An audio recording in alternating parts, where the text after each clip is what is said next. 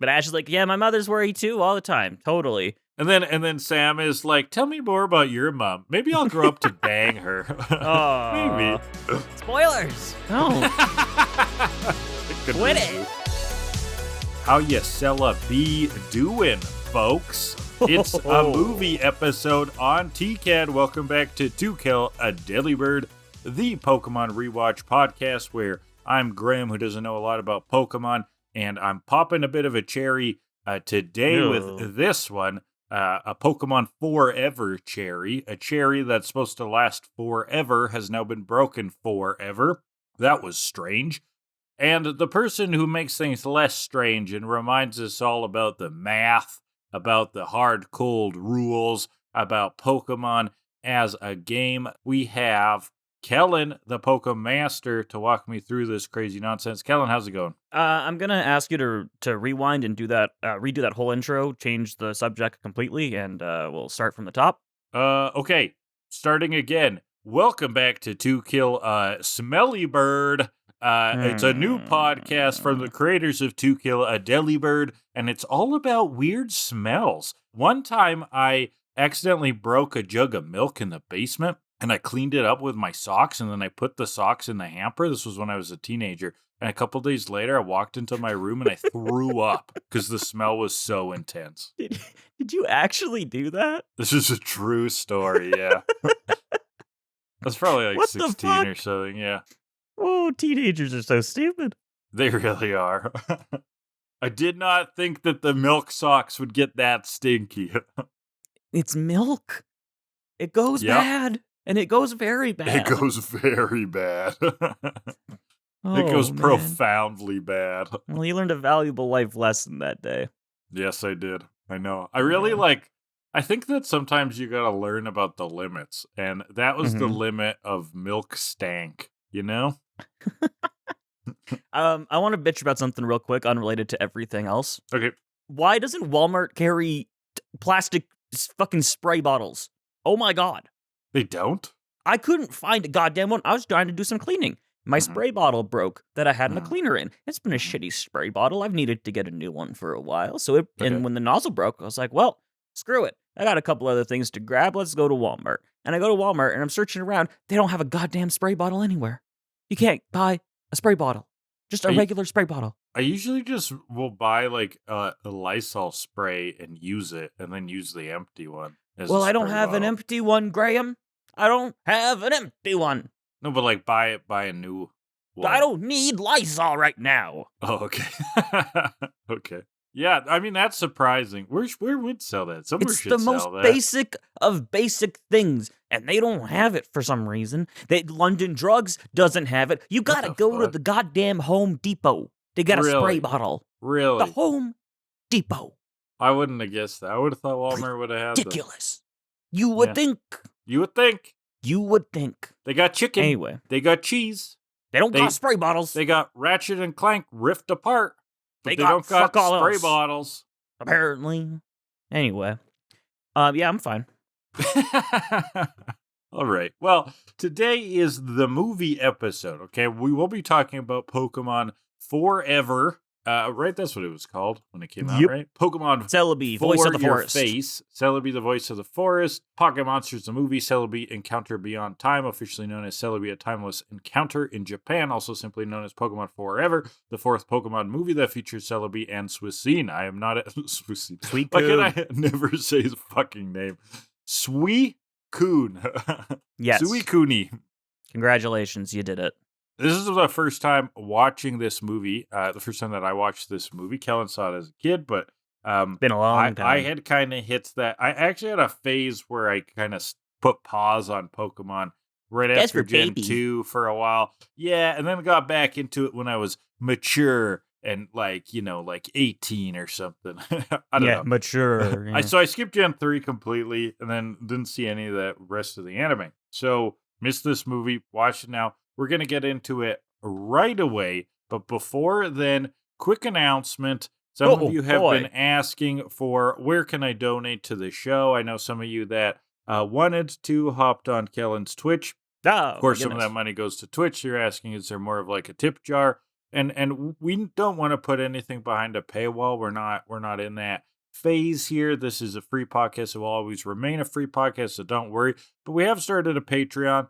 Think of it more as a tip jar. If you want to give something to the show, you're enjoying it, you want to show your appreciation, you want to keep us going, that's where you can go. Kellan will have links in the description for that. We'll put a couple of fun, stupid things behind that paywall, but no content, no podcast pieces, right? Nothing worth paying for will be behind the Patreon. Think of it as a tip jar. Kellan, you are putting a couple stupid things up there in case people are interested to start, right? What are those? There is some stuff just as like, hey, you're giving the money, have a little something, even if it's not worth paying for. So there's a few things.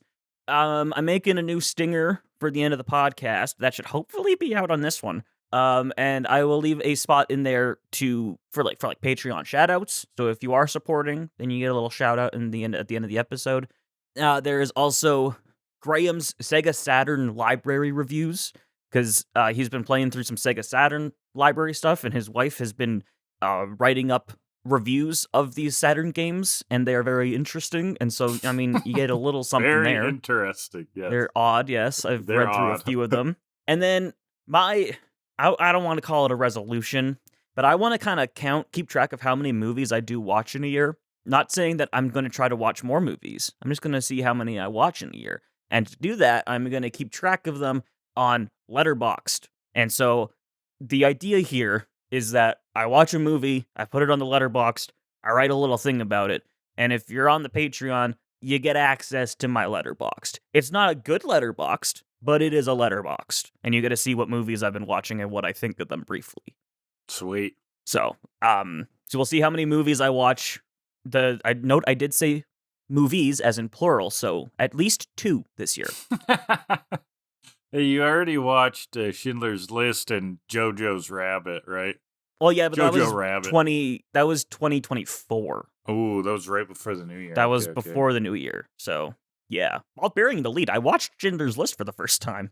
And then the night after, he watched Jojo Rabbit, which it blew my mind. I never thought of it as what a beautiful compare and contrast assignment to watch those 2 films back to back. I couldn't think of a stranger peanut butter and jelly sandwich. Very opposite ends of the spectrum in terms of World War II film. Yeah. But no, both very good movies. Both in their very own good rights. movies. Yeah. I agree. I didn't realize until recently, a day or 2 ago, but I realized Schindler's List is quite grabbing. Like, yeah, it is very, like, it grabs you, and it holds you in. It drills in your mind and lays an egg. Yeah. There's also, okay, so this is the start of year 3 of the podcast. Last episode was the end of year 2. Incredible. And we did stuff for that. But this is the first episode of year 3. And so with that, we got the Patreon. That's something people have been asking about, and we're launching it with year 3, launching quote unquote. Something else I'm doing in year 3 for the podcast. If you check the description, you will see a new link to a Google form. I'm going to keep this Google form up forever, I assume, in perpetuity. And this Google form, you can use it to submit questions. You can email us still at killadelibird@gmail.com if you would like. But this Google form will be a more convenient way for you and for me to get questions into the show. So you just go to the Google form, you put in your name, that's how we'll shout you out on the podcast. What episode is your question about? And then you give me your question or questions. And then simply, that just gets sent to me. We don't have to check the emails all the time about it. I just see that the question has appeared in the form. And it's brilliant. It's beautiful. And you don't have to write an email. You just click on the Google form link in any episode description, and boom, there you go. Boom, bada bingo. Bada bing, bada boom. Mm-hmm. Anyway. Sounds good. Okay, we are going to, one stupid little preamble, but this is a one you're used to. We'll do a quick top 5 list before we get into the movie. I want to save a fair amount of time for this beautiful, weird-ass film. So this movie, Kellan, it has a bit of a twist ending at the end, because that's generally where twist endings happen at the end. To celebrate that, I would call it a twist anyways. To celebrate that, that's a common trope in movies, right? Having a twist. So I could name my top 5 twists in movies, but then I'd be spoiling movies. So actually, I wanted to bring up 5 movies without twist endings and say what twist they could have had. But if you're telling us that there's no twist, that is also kind of a spoiler. We might be Kinda. expecting a twist. Kinda. Real catch-22. Yeah, but these are movies. Is that movie on the list? No. These are movies almost everyone has seen. Oh, okay. I say almost because you always surprise me, but they're like canon movies, so it's fine. Okay. It's fine. Come on. Go for it. I'll wait till the end to tell you which ones I haven't seen. All right, so it's the end of The Lion King, okay? Mm-hmm. Simba kicks Scar off of Pride Rock as he's leaving, all disheveled. Okay, he's not going to kill him. Scar goes, Simba, I'm your father. That was the twist. I think zombie Mufasa should have shown up and eaten Scar alive. That would have been cool. But the one from the clouds, the cloud Mufasa comes down. Sure. Yeah, okay. Number 4. Remember The Lion King? It's great. I don't remember the cloud thing, no. Oh, so Mufasa appears as a cloud like a few times in that movie. Aw, good for him. Good for him. I know. Number 4. So John McClane in Die Hard, turns out he was dead the whole time. He was a ghost stuck in the vents. Then who dropped the guy off the building? He can interact with the world, kind of. Oh, he's like a Casper. Yeah, can Casper do that? I don't know. Casper could do that. Yeah, and he's got to think really hard. Same with Patrick Swayze in Ghost. If he concentrates enough, he can interact with the world. It's like that. Gotcha. Yeah. He's been dead the whole time. McClane died 20 years ago. He haunts Nakatomi Plaza ever since. He was doing maintenance in the vents and we turned the heat on by accident. Ho, ho, ho, motherfucker. Number 3, revealed in some documents that Billy Zane's character in Titanic, because I don't remember his actual name in the movie, created the iceberg that sunk the ship. Okay? Oh, no. Not only had been investing in some poor companies that would blow up in the stock market crash of the 20s, he actually had been investing in a company to make synthetic icebergs, and he had taken down the Titanic in a weird roundabout insurance fraud murder suicide thing. The woke liberals are creating icebergs. They're controlling the weather. Yeah, not again. They sure are. What is the thing that the crazy people are talking about now? I think it's called smart mist. They're God, seeing I have no idea what that is. Mists around Jersey or something. They think it's just fog? It's fog that it's just fog? No, Kellan, it's nanotech from the government meant to control you. Oh my God. Yeah. Smart particles. What has happened? Oh my God. Well, these people always existed. It's just that they used to not get any attention. Yeah. Take their platform, please. Jesus Christ. Anyway, number 2? Number 2. At the end of Pride and Prejudice, we find out that Mr. Darcy was broke. Pride and Prejudice were really the only things he had. Oh, no. And Elizabeth is like, what the fuck? This was supposed to be a rich guy wooing story. What kind of shitty Jane Austen novel is it? Unfortunate. We all put stock into the regular tropes, and now he's broke. That's not okay. Oh, goodness. Oh, Number 1. Number 1. Schindler's List is also a Santa Claus origin story. Okay, he's got a list. He's checking it twice. I don't Gonna like find this out one. if you're Nazi or nice. I stole that joke from Family Guy, I think. Oof. Oh, goodness. Okay. Right? That joke's from Family Guy, I'm pretty sure. Yeah, it sounds like a Family Guy joke. Yeah. Anyway, okay. I made him uncomfortable. I haven't seen Pride and Prejudice. That's the only one. Oh, not bad. 4 or 5. Yeah. You know what? It's pretty good. Pretty good? I'd say for what it is. Good. Like, it's not everybody's cup of tea. It's like a rom-com period piece, but for that, it's pretty good. Pretty good movie. Yeah, it's pretty good. It's pretty good. Yeah, it's pretty good. Yeah, you know what else was pretty good? What? Pokemon Forever? I was gonna say butter chicken, but yes, that too. Butter chicken's all right, yeah. Butter chicken's pretty good. I fucking love butter chicken. I'm very much a white guy when it comes to curry. Give me butter chicken. Apparently, yeah. So good. It's delicious. It's good, though. I'm not going to argue. I like other curries, but butter chicken fucks me up. Oh. Huh. Anyway, yes, the 4th movie is also pretty good. Should we jump into Pokemon Forever, CeleBee Voice of the Forest? Yes, please. Oh my goodness. Okay. Kellan, what's your journey with this movie? You'd seen it as a kid. You liked it as a kid? I assume so. You watch it, but you don't remember it? It's been a long time, man. Okay. So you don't really have any memories with this Not piece really, of media. no. Okay, I have it on VHS, I know that much. I had the first 4 on VHS, cool. and they're still at home. Anyway, Voice of the Forest. We start off with a nice little recap. Apparently, Brock is narrating for this one scene and this one scene only. This is not something that continues in the movie like I thought it was going to, but it does not. Everyone has a dream, a journey, a destiny. And we get like this nice shot of the earth, the world of Pokemon. And there's some real good triumphant music. I think it's the music from movie 1 when Mewtwo is flying away with the clones. And we see a lot of Pokemon living in nature and whatnot. And then we see Porygon, which A, holy shit, it's Porygon. And B, Porygon doesn't live in nature.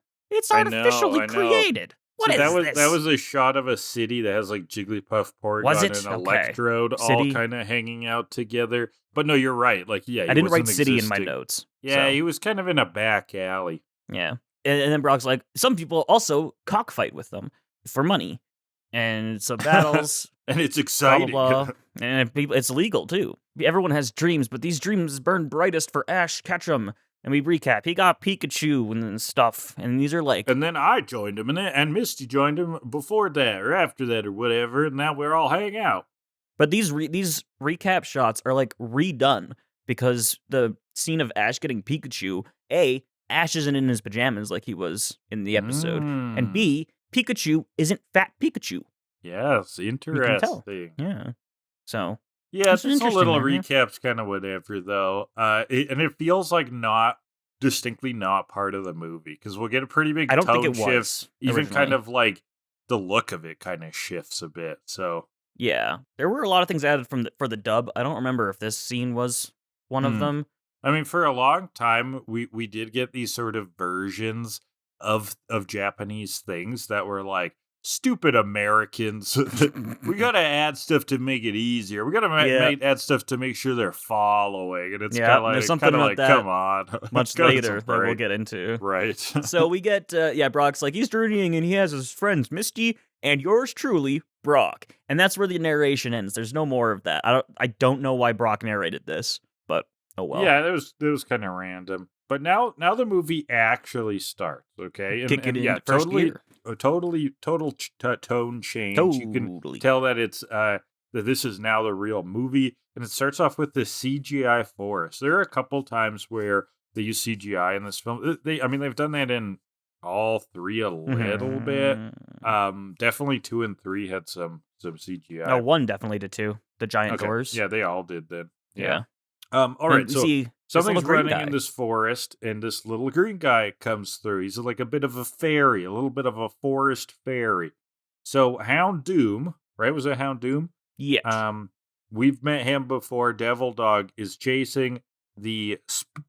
I almost said it. Chasing some kind of green forest.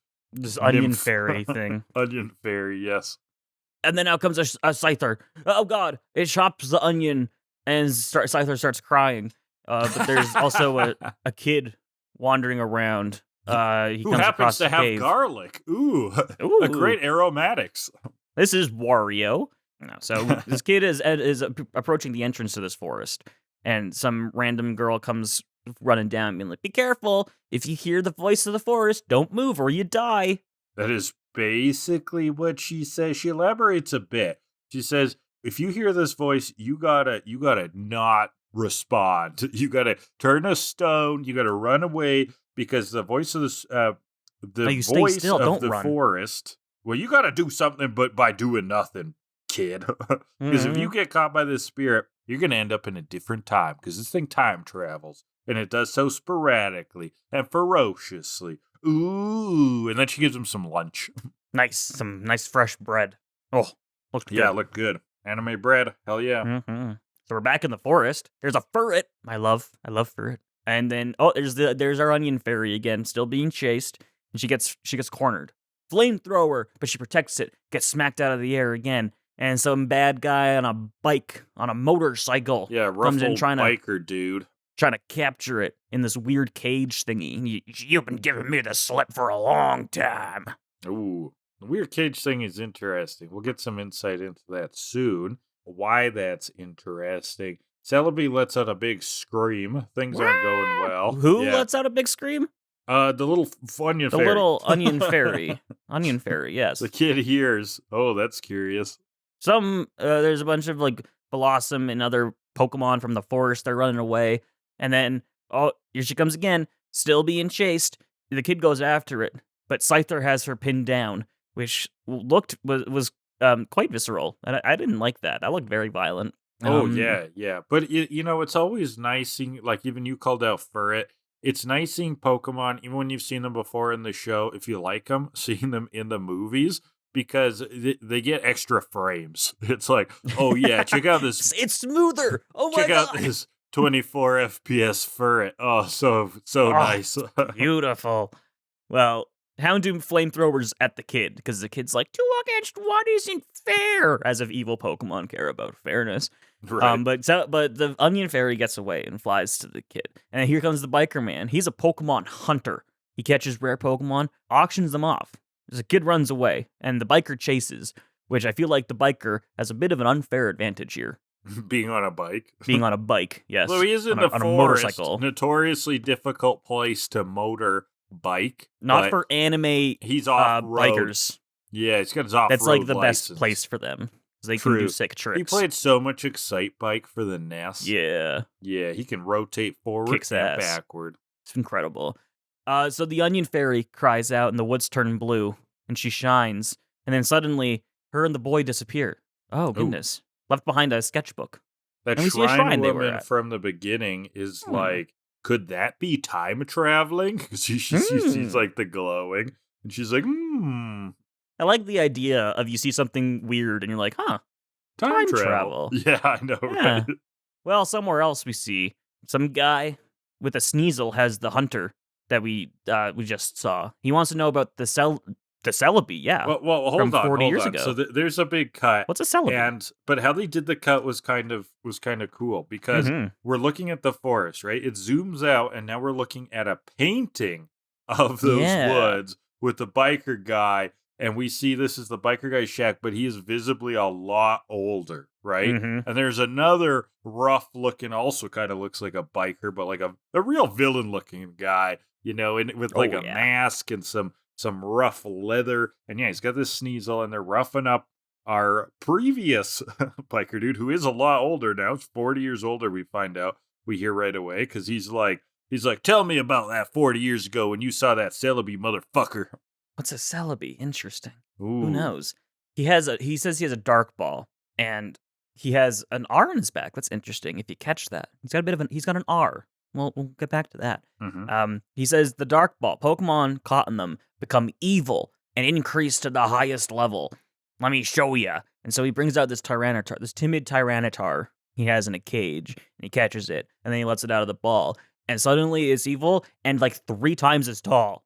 And its shade of green changed. Yeah. It didn't get darker either. It got like kind of lighter. It got deeper in hue. Yeah, that's true. But brighter in light? I don't know. I don't know. But it starts hyper beaming all over the place. And this is like some legitimate Godzilla shit. Oh, he looks like a Godzilla here. Yeah. I feel Especially with that hyper beam. Because it's just destroying everything. There's flames everywhere. And the biker finally caves. I'll show you the spot where Celebi was all that time ago. And then we get an evil laugh from the other guy. And then cue the title card. So, oh my God.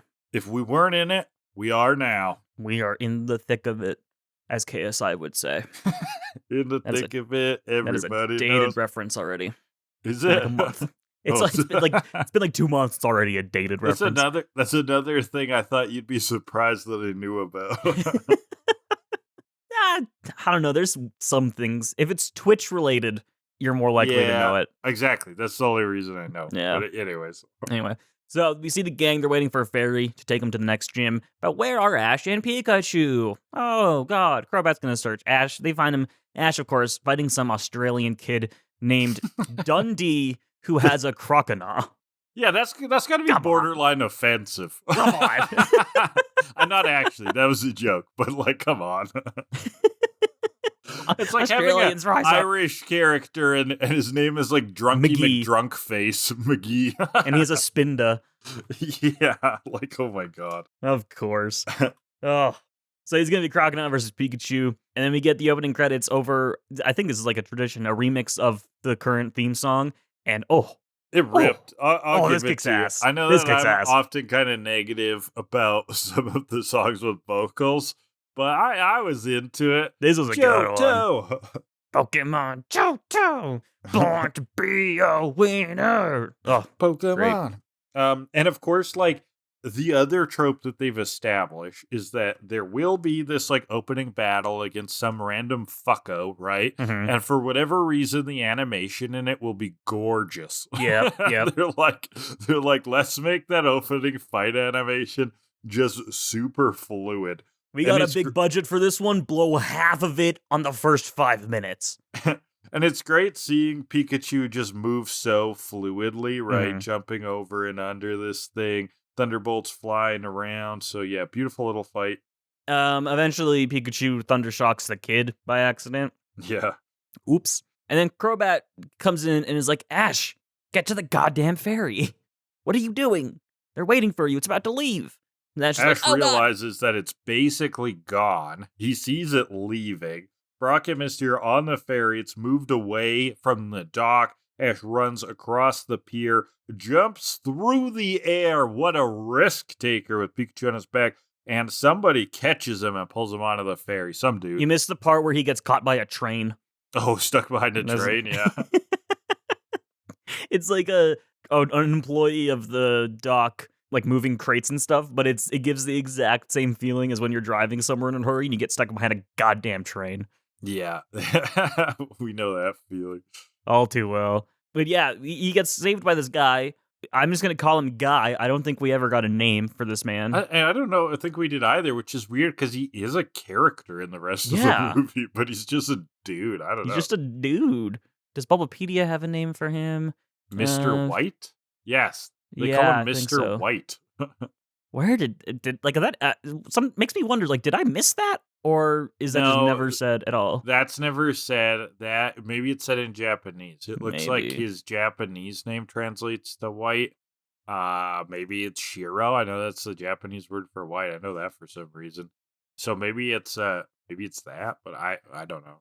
Yeah, and I don't think they credit by character in the credits. It's just these are the voice actors. Yeah, I mean he's just a background NPC, I guess, but he could have had a name. He's got enough lines. I don't know. Yeah, just when he gets to the credits, there's starring and then voice actors, and featuring and then voice actors. They're not credited by character. Yeah, Weird. we'll call him some dude. We'll I just called him. I just casual called him boat Guy. man. Yeah. Casual fairy bro. And so he's talking to the gang. A lot of unusual Pokemon live in the forest near where he lives. So we're going to go check out that forest. Pikachu sees something weird. Was that a Pokemon? It looks very mysterious. And Guy isn't even phased. He's just like, yeah, I see It's that all the something time. we've seen before. And cue to land now. They call Oak. And yeah, they've confirmed Oak has this picture of... say it for me. No. Suakina. Sui-kun. Coon. I just Suicune. don't see that when I look at the word. I see Suakine. Suakuni. Suisoon. Secondus. Scoliosis. Suicune. Yes. Anyway, okay. a legendary Pokemon personifies the north wind and purifies water. And Oak's like, yeah, Ooh. those tales are true. It ain't myth. I've seen one. Come at me. But in that moment, Ash has to go. And Yeah. he's like, that sounds important, but see ya. Yeah, they gotta leave. And Oak just kind of reminisced. Should I have told him before he hung up? Ooh, Wonder Told what him the what, Oak? mystery is. Told him what?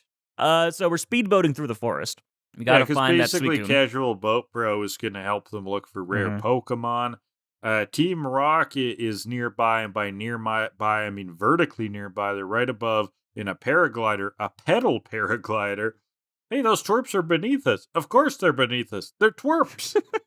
Jesse starts to cramp, and so they start falling, and they're blown away by the wind. Yeah, not a super practical on the safety side, this thing. And so we approach a waterfall. What are we gonna do? And so Guy turns his boat into an airship. This was so unnecessarily cool. Yeah. Yeah. Like, I don't know. This guy is not a named character. We don't know what his deal is. But he possesses this boat that can turn into an airship and back. Like, it's such a rad piece of technology. This is Tails through and through. Right. His plane that becomes a mech that becomes a car. Yeah. Don't worry, Sonic. I got this. Presses the button. I didn't put in the landing gear. We're in for a rough one, Tails. I could use a chili dog. Fuck, I love Sonic Adventure. Yeah. I gotta play that again. God damn. Oh, I need to do a 100% run. That's been on the list for a long time. Sonic Adventure goes through waves of its public perception, and I think we're actually back in the people liking it. Oh, it's great. It's a shit game, but I love it. No, I don't even think it's a shit game. I mean, it's a product so of its time, but like, I like it. Yeah, I love it. Yeah. You can like games and still admit that they're broken pieces of donkey ass. It was amazing at the time. I believe that, but there were also amazing games at the time that have held up better. Yeah, it's true. But even throughout that, it kind of goes in waves, and you'll get these waves of people being like, Sonic Adventure was absolutely terrible. That, oh, baby, it's not as bad as we remembered. Oh my god, the Chow Garden is so cool. You know, it's like all these like fucking things. So, and my opinion stands at Sonic Adventure was fucking terrible. I love it. Okay, sure. I think it's great. Good. But anyways, move on. It's fun. It's fun. Like, it's I don't like game. it. Yeah. I don't like it because it's a bad game. I like it, and I think it's also broken as hell. So, anyway, that's Sonic. I mean, it's got some issues, but I don't think they're big enough to detract completely. I also played Croc for the Sega Saturn recently, and let me tell you, Sonic Adventures held up not too bad. It's Breath of the Wild compared to that thing. It really is. Oh my god, yeah. So, where were we? Welcome to Arborville. We're in a village of trees. Yeah, a little Ewok village here. Yeah. Looks nice, picturesque. This is like a precursor to Gen 3, because Gen 3 has a city that is tree houses. Oh, really? So, yeah, Tree City, sixth gym has it. That's where you find Kellan from last week. Look at that. Look at the parallels. Look at these Incredible. nods. Mm-hmm. The nods to the future. Yeah. Time travel. In the time travel movie. The movie's about time travel. Oh my god, you've cracked it. Call did it. Nicolas Cage. We have a mystery on our hands. Oh my god.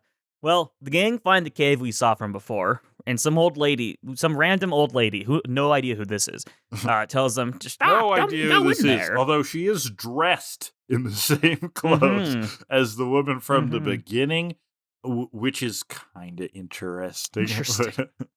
This woman that couldn't possibly this woman be has the same person, right? One outfit, Kellan. They've fused to her body. Yeah. She cannot wash them. It's impossible. So her granddaughter Diana is also here too. Of course, Brock wants to. He's a breeder. My specialty is human relations. Blah blah blah blah blah.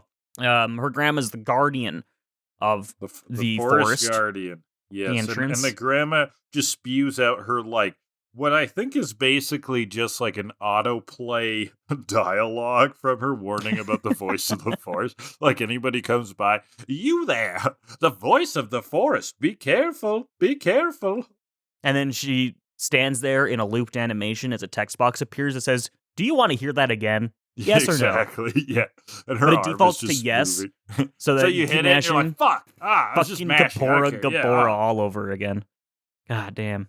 Thanks for the warning, but we gotta hurry. Brock's like, Diana, you want to come with us for our protection? And she's like, she would need protection from you. Oh, so true. She called it. Got him. We're in the forest. They're wondering, what did she mean by the voice of the forest? And then we see a blue shimmer. Is that the voice? And so Ash runs after it, even after being told, stay still, or you will get transported to a different century. Ooh. Well, at the shrine that we saw before, bright lights, and then, there's that kid from before. And CeleBee, but it flies away. Yeah, I gotta say, so we're gonna pause right here, Kellan, because this is the 20-minute mark. But I also want to call out that this kid has a really bad haircut. Did you think that? You're not wrong. Yeah. It's so weird. It's like bangs that are like sharply cut with these like floppy earmuff things. I don't know. Maybe, hey, he's from 40 years ago. Maybe that was the style. That was the style back then. And we wore an onion on our belts. That was the style of the time. All right, so 20-minute mark, we're going to do our first, treat this as an episode kind of thing. So we'll do our usual literary hour where I'm just going to bring up a trope and compare it to some books. And then we'll get into rating that first chunk. Since this is a movie, what we'll do, split it into 3 pieces. And then at the end, we'll average everything together for our scores. So the trope I'm looking at is called the nature spirit. This is something especially heavily that comes from myths. This includes a whole bunch of different kinds of spirits that go by different names: fairies, sprites, dryads, nymphs. These are found all over the world. They do have a pretty big basis in some classic British literature, Arthurian legends. Tolkien was very inspired by that sort of thing, but these come from older myths as well, from all over the world. So like Brazilian folklore has a bunch of these entities that sort of live and protect nature, punish those who go against it. Classical Greek mythology has a few gods that personify pieces of nature, and then there's little spirits like satyrs, of course, that live within them.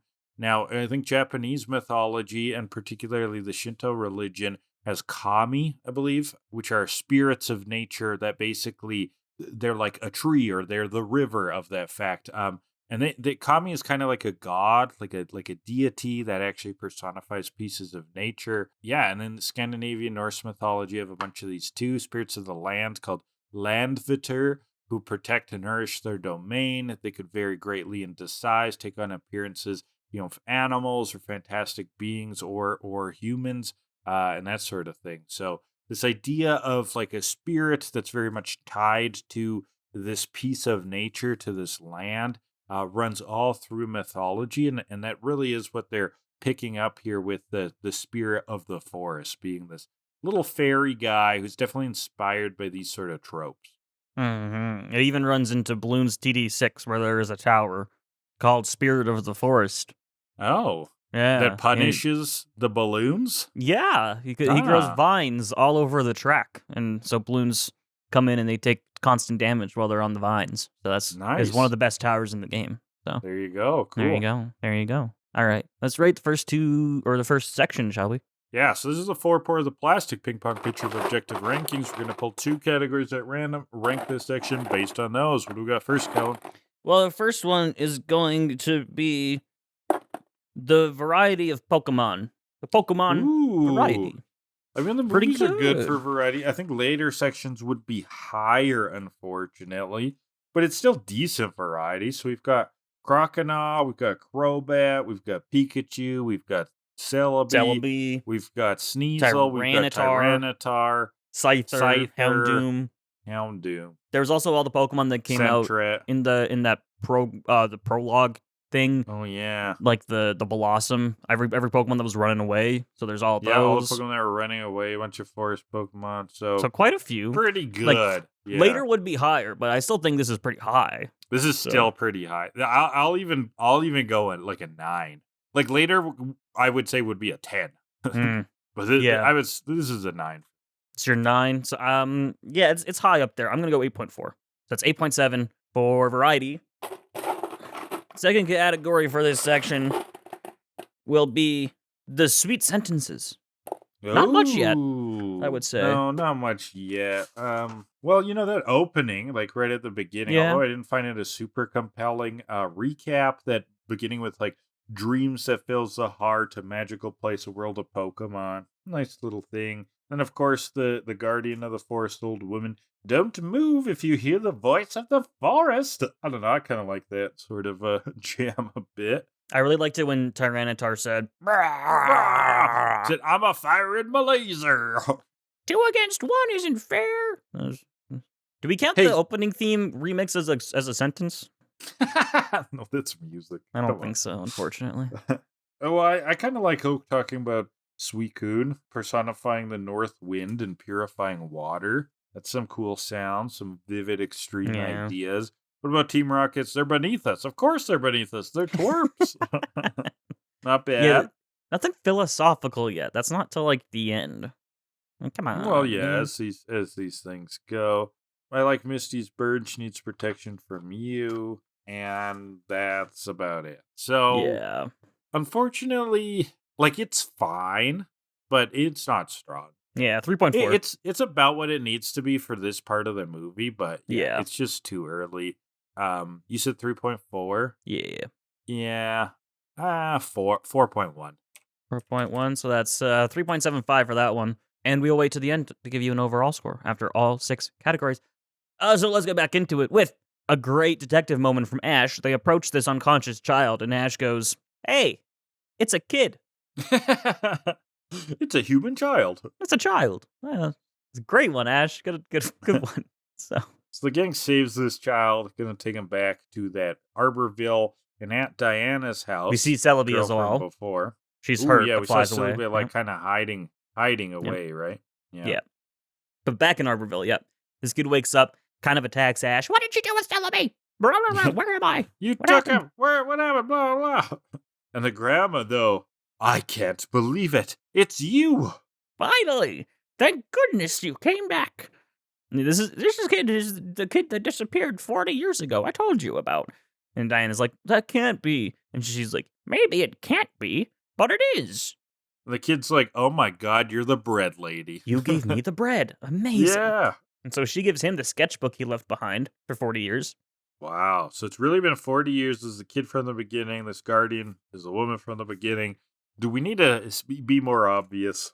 I think Could so. I be any more obvious, to quote Could Avril I Lavigne? be more obvious? She tells him, "It's been 40 years. The voice of the forest can take people through time."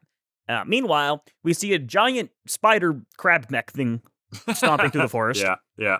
Briefly. Ooh, wonder what evil organization specializes in evil-looking mechs. And while it's stomping around, a bunch of stantlers run through the forest. Nice animation.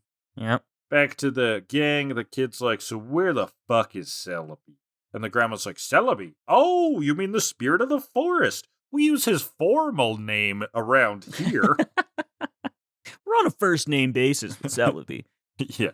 We stick to the formal titles. That's pretty edgy of you, kid.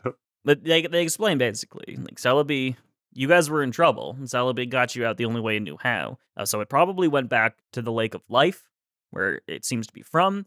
This kid is going to go back there as well. The gang's going to go with him. We hear, finally, we get a name from this kid. This is Sam. Sam with the bad haircut.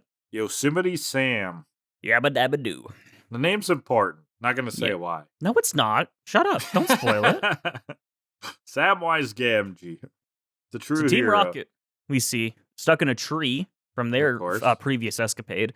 Next time, we'll spring for a motor on the hang glider. And holy shit, there's the twerps wandering in the forest right down there. Let's tail them. Well, how that plays out is so nice, because they're like, "We're stuck up here. We may never know where the twerps are." Yeah. Oh, there's the twerps. Oh, there they are. Oh, just interesting. walking by. Well, Pikachu sends us something.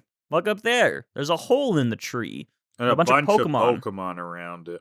And so Ash and Sam climb up, and this is a long Like sequence. Mankeys. Oh my god. So like Sam slips, and Ash is like, "Maybe you should go way down there." And Sam's like, "No, I gotta do it." And Ash is like, "You can do it if you try or something. Teamwork, blah, blah, blah, heart." Yeah, I skipped all of that. They climb up. I like so when Brock long. calls him a Mankey. And Ash finds, now in that hole, in that little knot of the tree hole, finds Celebi. An onion. Ah! Is threatened. Okay, we can say his name now. They've connected it. No, I'm just saying he finds an onion. Amazing. Oh, okay. And Celebi using this force wave kind of move, because he's threatened still, right? He thinks, humans bad, they're fucking with me, pushing Ash and Sam away. But Ash is trying to muscle in there to help him. We're only trying to help you. And Brock is like, Ash just evolved into a primate. And then when he dies, he'll become Annihilate. Oh, that's how that works. Yeah, it gets so angry it dies and evolves. Crazy. Becomes a ghost type. if I die from anger. Oh. Yeah, Celebi's like vine whipping. She's not trusting these people. And Sam finally tells Ash, "Dude, shut up. Like, she's hurt. She's afraid. Talk to it calmly." And so, they do. And they get in there. Eventually, Celebi lets Sam grab her again. And she sleeps. Oh, cute. Aww. So this is great. Now the gang's running around with Celebi. They want to get it back to a Poke Center. Smoke right? bomb. Even though, we just learned that it's got to get to the Lake of Life. Whatever. Poke Center, modern science. Team Rocket smoke bomb. They do the chant from a tree. The gang is so bored during this. Prepare for trouble, your future looks grim, and we're not afraid to go out on a limb. Blah, blah, blah. Yeah, at one point we look at the gang, and they're just like, They're snoozing. What are you doing? Wobbuffet comes out at the end, breaks the branch, they fall to the ground, the gang just run past, and Sam's like, do you think they'll be okay? Misty goes, unfortunately, yes. Got him.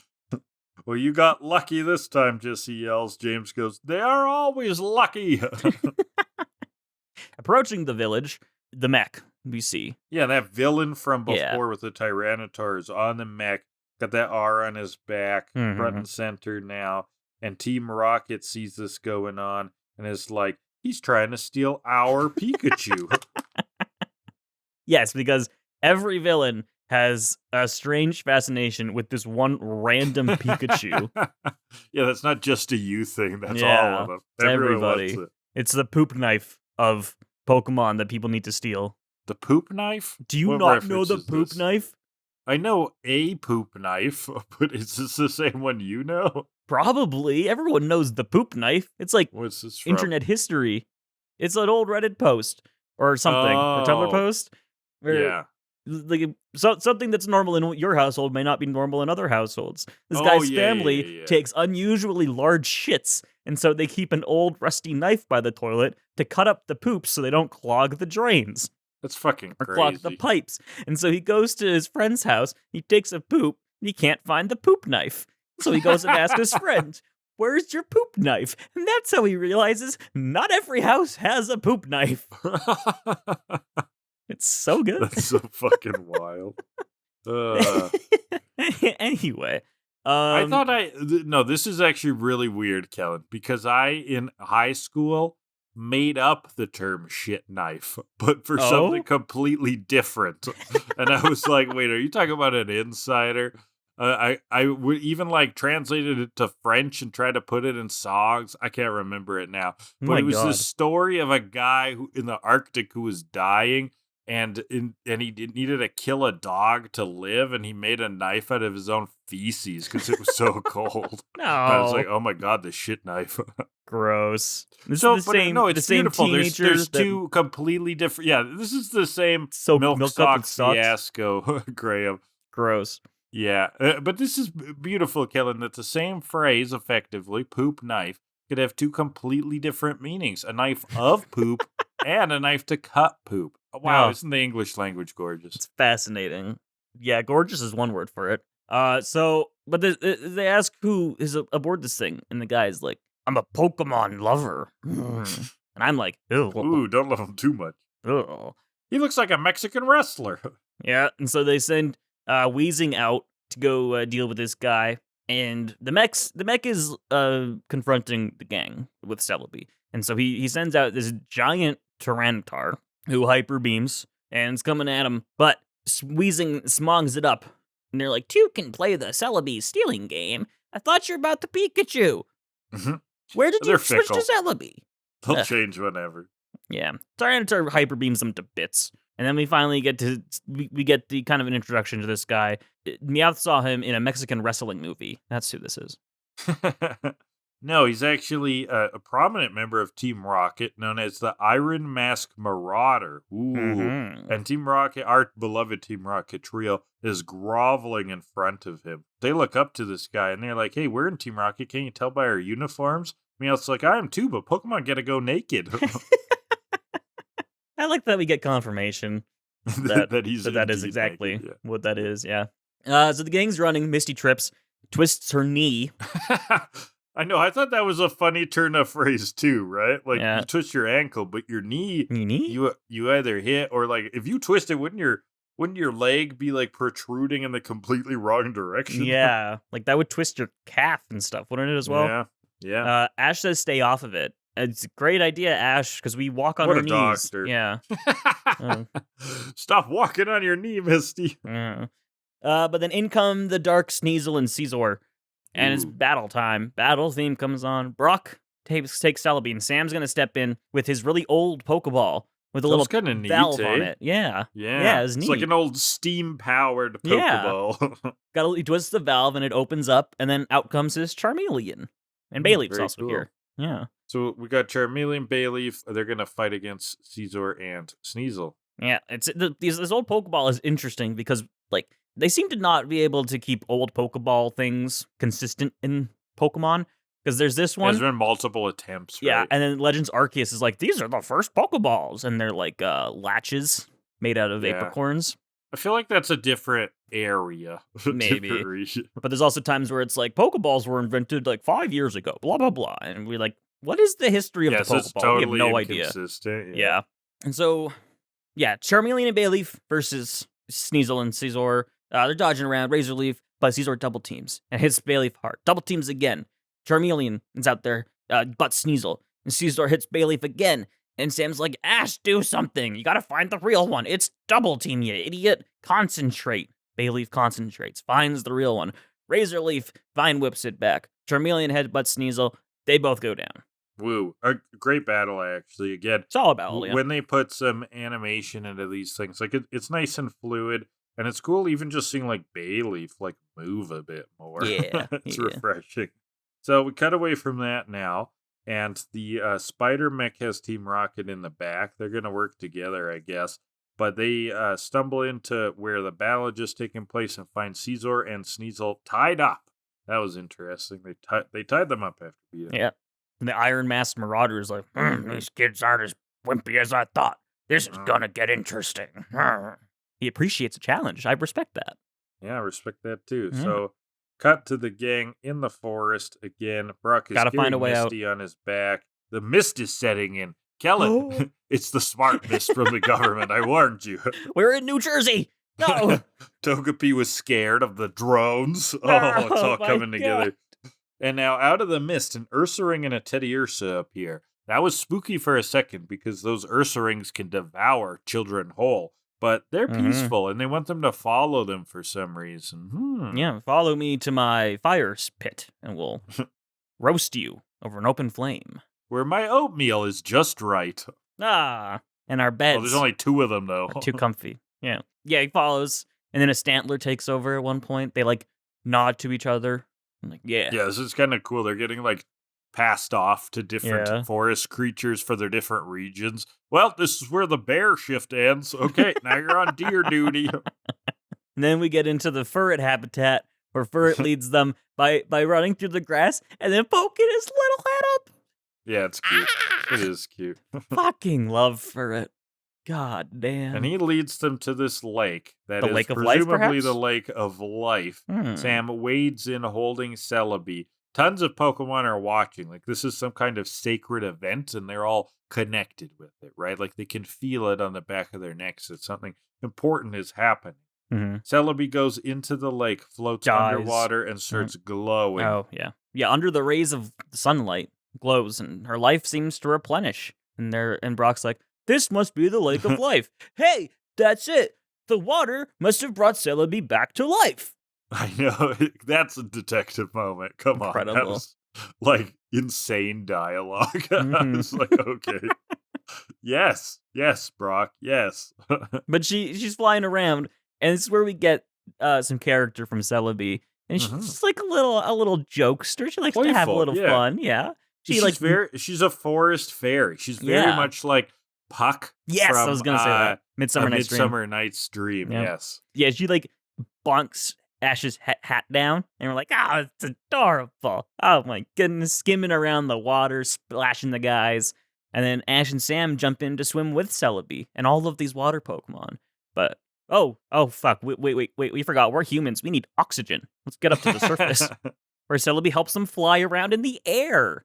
Aww. Yeah, so Celebi's magic can also make these kids fly, which is pretty cool. So they're just Peter Panning around. Swoops down, heals Misty's knee. Celebi's just showing off at this point. What can't this fairy do? Very adorable. And keep flying around. Very adorable. Oh. Would you believe me if I told you Celebi did not become a fairy type? Yeah, no, in Gen 6. He's it grass? wasn't. Is he grass. And... Oh, there's another and? And... What, flying? Psychic. Oh, grass psychic? Okay, that makes sense. Yeah. No, I figure he wouldn't literally be fairy type, but even though he is a fairy. I think if Celebi was a pure grass type, I think they may have given it Fairy in Gen 6 when that came around, but it's also a mythical Pokemon, so who knows if they would have been willing to change that. Yeah. We also never talked about Celebi. Like, what is as Celebi? a Pokemon? Well, okay, go for it. Yeah, what is Celebi? Onion. It's an onion stalk. That's what it looks like. Its head. Yeah. I mean, Celebi is the Gen 2 mythical, and there is a distinction between Mew. legendary and mythical. Yeah. They're typically the Pokemon that are received that you get through like special means, like events and stuff.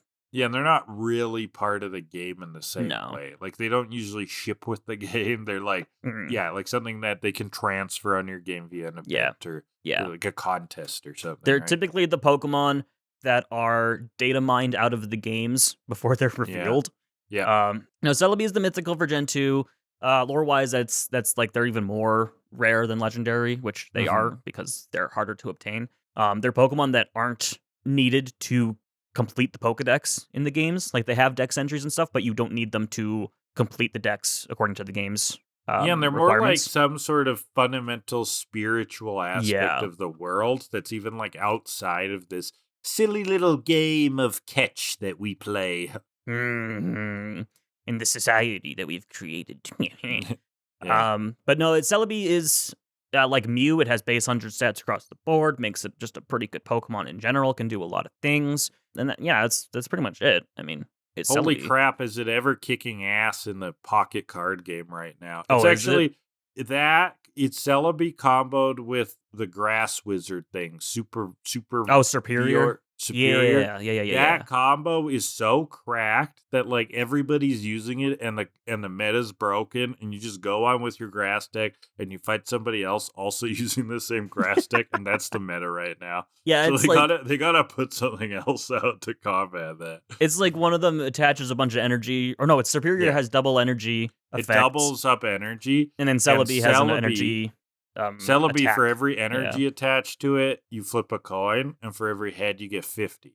So it's like pretty easy with that doubling to suddenly be flipping like 10 coins. TCG Pocket's been out for like 3 months, and it's already broken. Yeah. Yeah. They power crept that thing crazy they just need fast. a better fire deck now, and it'll balance. But remember when the best Pokemon cards had like 100 HP max?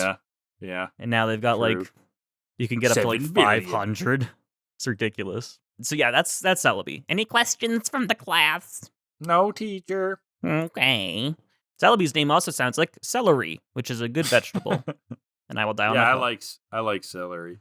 Good. I eat a lot of celery. Nice crunchy celery. Ooh, refreshing. Yeah, and it's like a little savory, you know? Yeah, it's nice. Anyway, we can see the village from up here. And then we cut to see some Jumpluff floating around, which I loved. I thought that was amazing.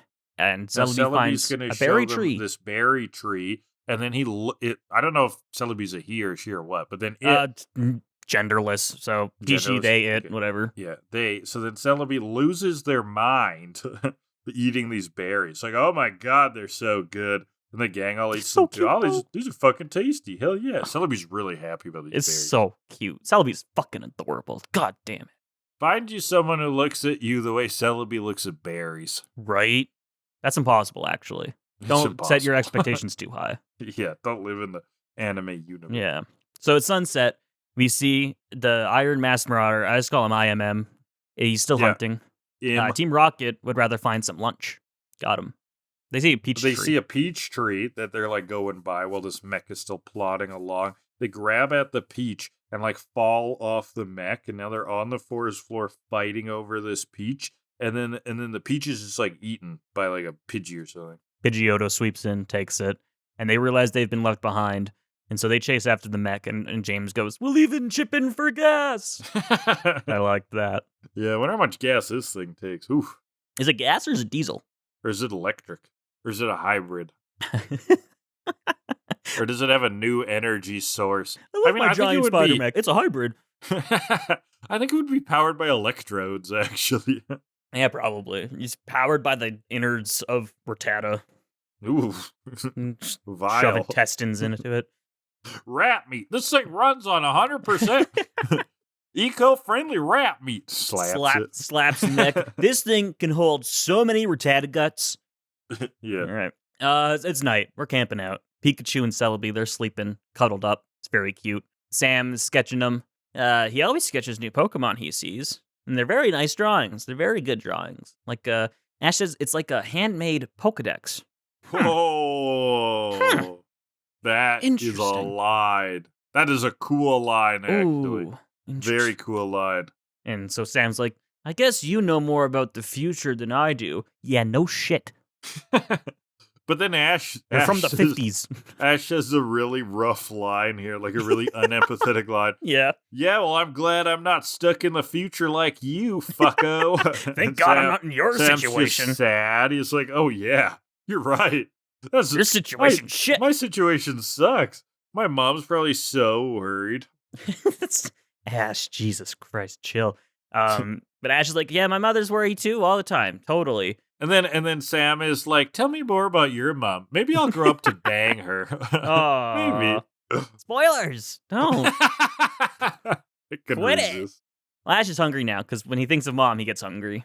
So Sam brings out that bread, that 40-year-old bread that's actually only a day old since it was teleported with Paradox. Celebi. Oh my God. Cool. And then they go, tastes like it was made yesterday, and all chuckle at each other. I was like, oh my God, okay. Pikachu wakes up sensing something, though, and they all go see what's going on. Oh, all these Metapod in the trees, they're glowing, and they're evolving. There's a really pretty song in the background. It was nice. Very pretty song, triumphant orchestral music. Liked it a lot. As all of these butterflies sort of emerge, and Ash and Sam are bonding. They climb up in a tree. Celebi's in their lap. They're watching this sunrise with all these butterflies and the music. It's lovely, and Ash goes, I hope you'll be free to go back in time. Hate that. That was fucking shit, Ash. Terrible line. Look at all this Butterfree. I hope you'll be free sometime. Ugh.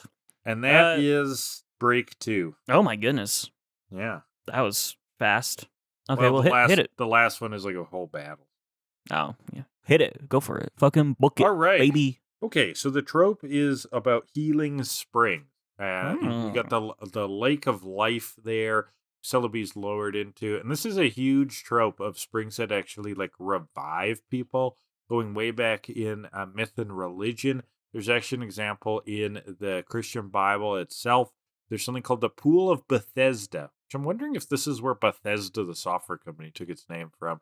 Explained that it's this pool, I guess, that was blessed by angels or something like that, and at the stirring of that water, whoever stepped in first was healed of whatever disease they had. So it's got roots back at least as far to that, if not further.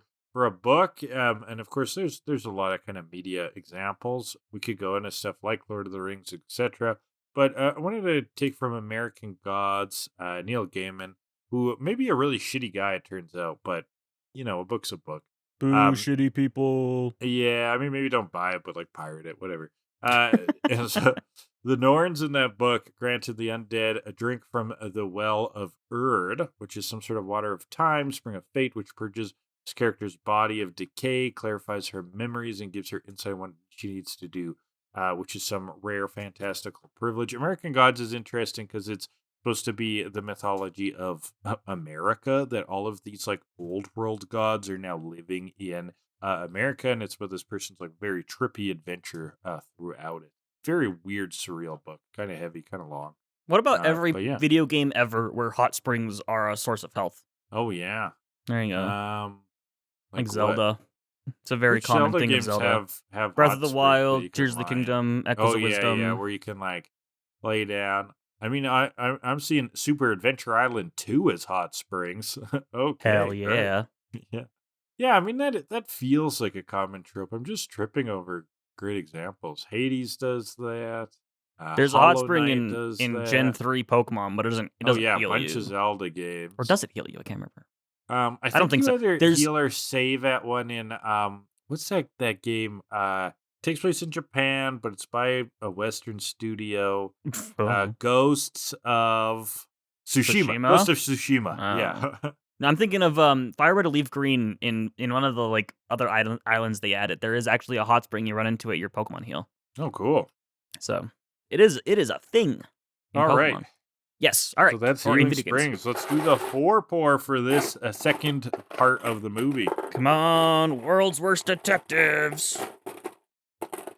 And we're heading down to the Sunset Boulevard. We get a beautiful sunset. Do we treat this like the end of the episode?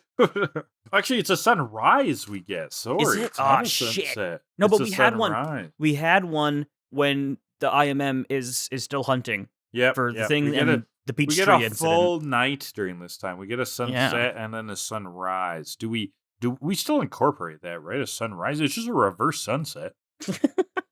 Is a sunrise anything but a reverse sunset? I think not. I think not indeed. I would give it like an extra half point for that, maybe. Yeah, but it's a nice pivotal moment that the reverse sunset happens. Yeah, and then we got a good joke during. We'll even chip in for gas. There's definitely I think the last section we'll cover would be much better for this. Okay, but there is a sunset, so that's good points, at least for me. Yeah. So I'm gonna go. There's a good sunset that leads into a sunrise. I'm gonna go flat 7. Okay, I'll go 6.6. 6.6. The that number is of the beast. 6.8. And second category will be the plot. Well, just the plot of this section. Okay. Yeah. So that'd be back from. I mean, that's all where Sam is coming to saying, "Okay, I've traveled through time." Them connecting about what Celebi is, the spirit of the forest, taking him to the lake. This is about the Iron Marauder getting involved and Team Rocket. So we've got, the villains kind of set up as them wanting Celebi, and we've got this is the setup, right? Of them being traveled through. Celebi is up, but how are you going to get Sam back? So it's the pure setup. It's actually the bulk of the plot, kind of, in a lot of ways, because the rest of it is mostly action.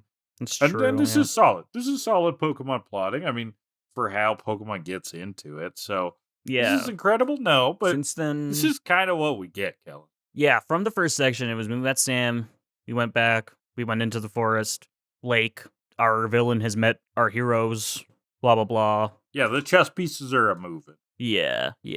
So, I mean, I'm also kind of in 7 territory, solid. like your last score. I'm going to go 7.3. 7.3. Yeah. I'm going to go, I'm close to that. I'm going to go 7.2, just for a little variance. So that's 7.25 for that. We'll have to wait one more section to get that full average, baby. All right, now where were we? Well, so this is after the sunrise scene now. So new scene, and the gang's walking. They go by that stone shrine we saw before. Celebi's flying around. Okay, still very jovial. And then a metallic arm grabs at the Celebi, misses, and Team Rocket's standing there with these wimpy little bug nets. That's not the arm that flew by. It's the spider mech, baby. Pikachu thunderbolts at him. The spider mech deflects it away. It's got some force field shenanigans. I don't know. Nice try. Bunch of tentacles abound, knocking over trees and stuff. Grabs Celebi, starts electrocuting it, and the guy goes for a dark ball and catches Celebi. That's not good. Oh no, we got dark Celebi. Damn. And so Ash and Sam, Shadow of the Colossus, the big mech, climb up it. A bunch of Pidgey come in, attack our Iron Masked Marauder. Yeah, the forest is angry, my friend. In the commotion, a lever gets pushed, so the machine starts going crazy. Ash gets a hold of the dark ball, but the Iron Masked Marauder stomps on Ash's hand until he passes out, I guess? Yeah, I wrote down why, lol. Yeah. Yeah, IMM's just crushing his hand, and then Ash passes out from all that hand pain. I mean, it could do that, I guess. I don't know. And here come all of the forest Pokemon, and I would say they're a little pissed off right now. Yes, the forest is very angry. A nice smattering of cool forest animals. Nice to see them all be friends against a common enemy. The IMM then unleashes it, brings out the dark Celebi. Oh my god. And it's Celebi, but with sinister eyes, sinister Evil dead eyes. You're too late. The sweet little Pokemon you know doesn't exist anymore. Get rid of them all. And she does. Ooh. Yeah, it's not force good. blast, from the middle, boom, psychic power, blast those Pokemon away. then has like a force field around him and is dashing around through the air, just wrecking trees, hitting Pokemon around. Celebi has basically become like the world's worst super monkey ball, right? That's kind of what it looks like, and they're flinging him through the forest. Team Rocket is even getting a little scared now. They're a little worried because the IMM is getting a little power hungry. He's like, "Show me more of your power! No one will ever stop me!" You just added that Nixon noise. Eh? It's beautiful. Fun. It's fun. It is very, very fun. So now, Dark Celebi does something wacky here now. So it's pulling branches to it. It makes this giant, like, nasty nest around it. And Jessie's, like, pulled in during this. So she's in Dark Celebi's nasty nest. Yeah. Diana and Grandma see it from the village. That's all we get there. And then Ash finally wakes up. And he's hurting. Oh, God. But here comes Guy from before with the airship and Diana and Grandma. I saw a weird nest thing happening, so I brought my airboat ship boat. James and Meowth are also there, but they're just holding from the bottom of the rope. Oh, right. As they leave. The airship. Yeah. So they've got the gang. They got James and Meowth on the rope. I don't think they know James and Meowth are down there. But we also see a cliff. There's Suicune. Suicune's observing and then runs. And that's all we see. So, it's going to play a role. It's just basically to remind us that Suicune is in the forest. Suicune's here, guys. Remember Suicune? Remember that one from before? She's still here. Don't worry. From that boat airship thing, the gang sees tons of destruction happening below while Dark Celebi is still on a rampage. James and Meowth, of course, hanging below as it's moving along. The Celebi nest thing wrecking the forest. The IMM, the Mass Marauder, is like on top of it. And Jessie is hostage, right? Yep. And he's like, "Witness, you're going to be my witness here to report back my power to Giovanni." The time has come, Celebi. And so she morphs this giant nest into, what the fuck is that? Yeah, into like a dragon? It wasn't until like a couple shots later where we get like the full body. I think it's supposed to kind of look like a Scyther. Oh, yeah, I can kind of see it. Yeah. It's got like the freaky blades. Looking design. It does have the blades, yeah. But it doesn't have legs, so I don't know. And there's like, it doesn't quite have wings, but sorta does. It has these wings. Like dragony wings, yeah, kinda. It's a weird. big monster looking thing. Yeah, it's kind of cool looking. Actually, it's pretty. I didn't mind. It's wild because it's CGI and it's this huge it's thing. A little weird looking. Yeah, so it really sticks out, but not in a bad way. It's wild. And this thing's got mouth lasers.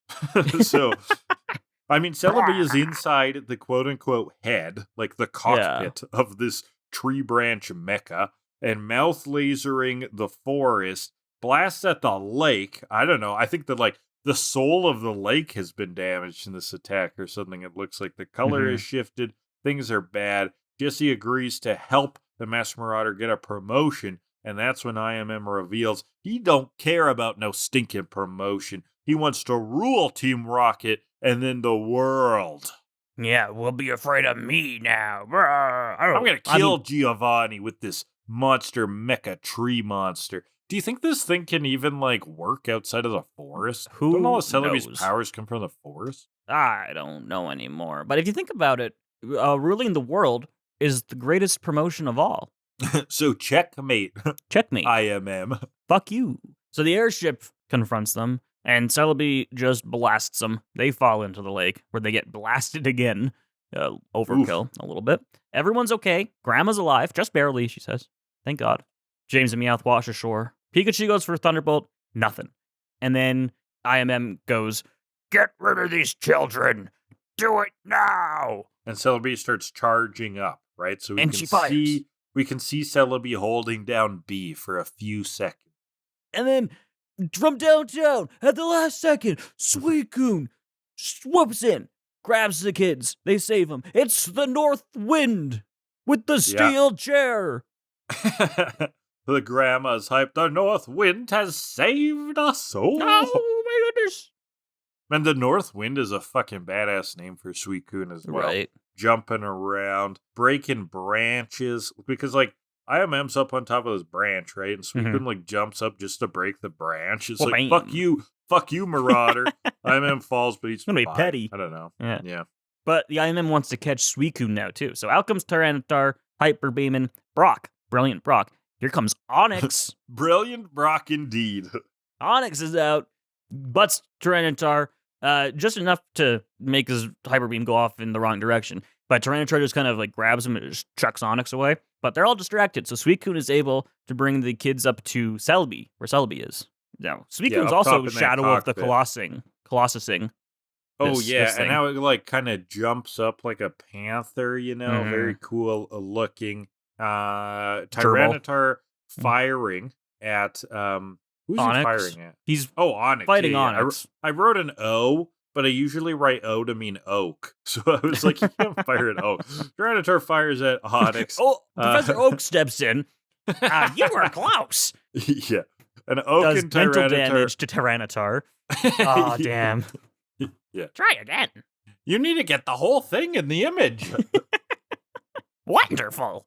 So, Suicune takes the kids up to CeleBee, and she notices them, shakes Suicune off. Onyx kind of dies, but the lake gets hyper beamed, and Onyx is back in again. They start to wrestle. Onyx is overpowered, but Suicune comes in with the bubble beam. That's powerful enough to knock it back. And Onyx gets back up, sends Tyranitar flying away, and then promptly dies again. Well, he returns. He's tired. He's done a good job. Yep. And the animators are sick of drawing all these gray rocks over and over. That'd be boring.